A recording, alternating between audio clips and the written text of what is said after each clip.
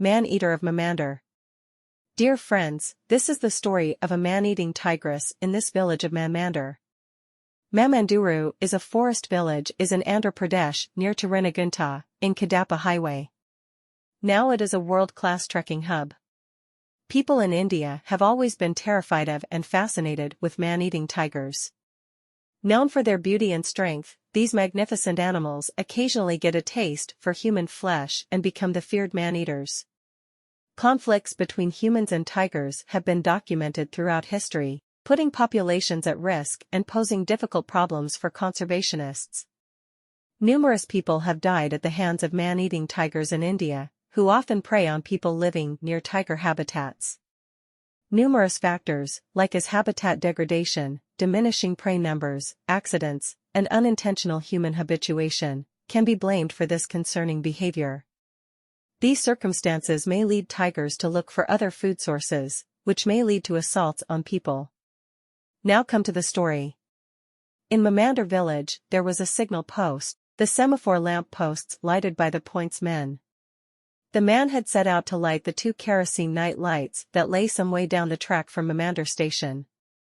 Normally these lights would have been lit at about 6 p.m., just before dusk, however with the danger of the man-eater to contend with it had become the practice to set the lights while there was still plenty of daylight left, well before 5. The time was just on 6 and, with the man by now well overdue, the worst was feared. Anderson quickly gathered his rifle and torch and a few other essentials and set out to investigate, alone. He took a shortcut through the jungle to join the railway line at a point approximately halfway between the 2 lights. A glance to his left revealed that the inner light was twinkling in the distance. Anderson concluded that the man had lit the inner light first before proceeding to the more distant light. As he walked along, Anderson carefully scoured the ground for any sign of the attack that must have occurred. When almost at the outer light, he looked up and was surprised to see that the light was burning. The railway man must have been attacked on his way back. The time was now almost 7 p.m. and the light was fading. Luckily, an early risen moon gave the hunter enough light to see by. Almost at the spot where Anderson had joined the track was a culvert over a deep gully. As he walked back across the culvert, a glimpse of something in the gully below caught Anderson's eye. It was part of the garment worn by the unfortunate railway man. Wedged under a boulder not 7 meters from the embankment was the body.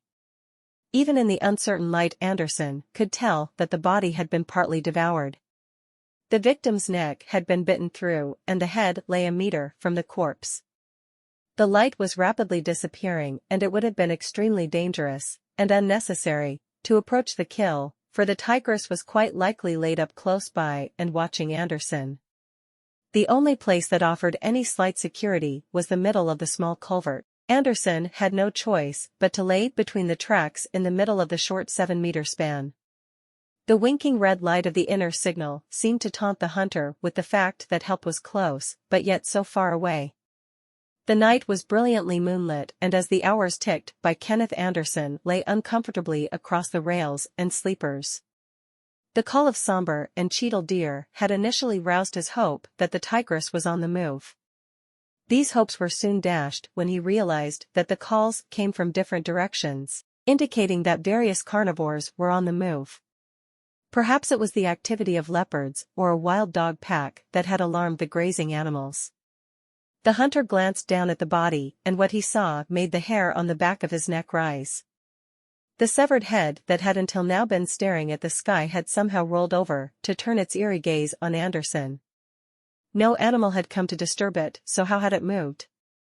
Those few who are brave enough to take up the calling of hunting man-eaters, which often entails suspense-filled, lonely, all-night vigils over half-eaten corpses, cannot afford to harbor superstitions or irrational fears.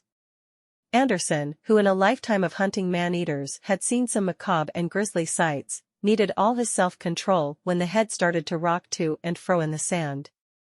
A dead head, whether human or animal, cannot move of its own accord, he assured himself.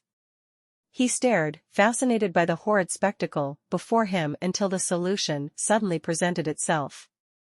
2 large rhinoceros beetles had come across the object and, for reasons unknown, were trying to move it to one side.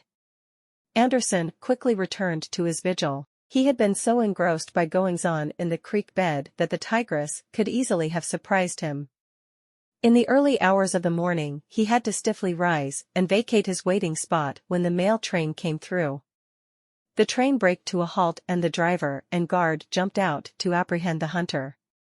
They thought that he was a would-be suicide. That situation was quickly resolved as Anderson explained his true purpose. The train crew listened askance.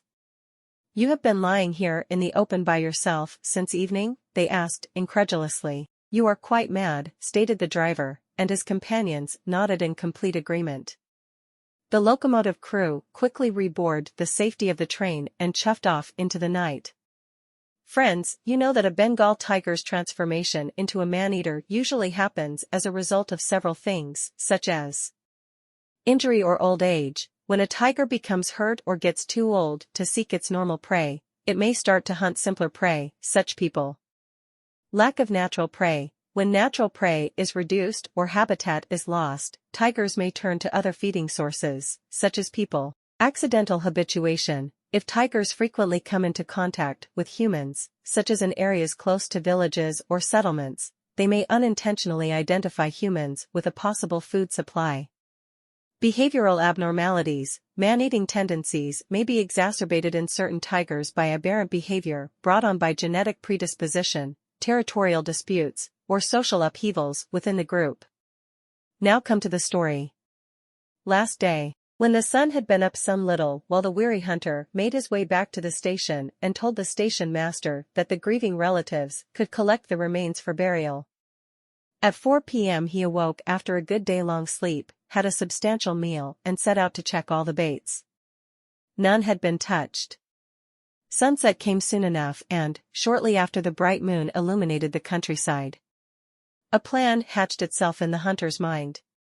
Perhaps if he borrowed some flowing white Indian clothes and walked the jungle firebreaks, he could draw the man-eater to himself. Although the moon was bright, the shadows cast by the bushes and trees on either side of the firebreak were thick and black and could have hidden a dozen tigers. Anderson realized that he would have to rely on his hearing and his sixth sense. Like that greatest hunter of man-eaters, Jim Corbett, Kenneth Anderson had at times been aware of the presence of such an animal without having perceived any normal sensory clue. As he stalked carefully along, he whistled snatches of tunes in an attempt to draw the tigress. He had walked for hours and seen a great variety of wildlife when suddenly from less than 100 meters ahead came the moaning call of the tigress. Anderson hastened to close the gap to 50 meters before stepping behind a large tree, cocking his .405 Winchester and giving the call of a male tiger. Within 30 seconds, the shape of the tigress drifted like a silent gray ghost up the firebreak toward the hunter. He remained perfectly still and waited until she had gone just a little past him before shooting her behind the ear from a range of about 3 meters. The tigress was dead before her body hit the ground, and Kenneth Anderson, who was used to much more hair-raising conclusions, felt that it had been too easy, and in the end, perhaps unsporting. Friends, I hope you have enjoyed the story. In my opinion, bringing back wild prey hunting to a man-eater tiger is a challenging but not impossible task. However, that relies on the specific circumstances as well as the tiger's behavior. Sometimes, if a man-eater tiger is caught before it starts attacking people, it can be treated and caged before being released back into the wild. This tactic has been applied to some success in the past. After being captured, a man-eating tiger is typically kept in specialized institutions where it undergoes rehabilitation. This involves reducing human interaction and reintroducing the tiger to its natural activities, which include hunting and foraging. Skillful users employ tactics including providing live prey, simulating authentic hunting environments, and progressively reducing dependency on food given by humans. Success stories suggest that tigers that consume humans might eventually turn to hunting wild prey. Rehabilitated tigers have occasionally proven successful in returning to their natural environments and carrying on with their hunting. These achievements show how adaptive and hardy these apex predators can be when given the right conditions. Next time, I will come with another thrilling story by Kenneth Anderson. Till then, bye and take care. Please don't forget to like and subscribe my channel.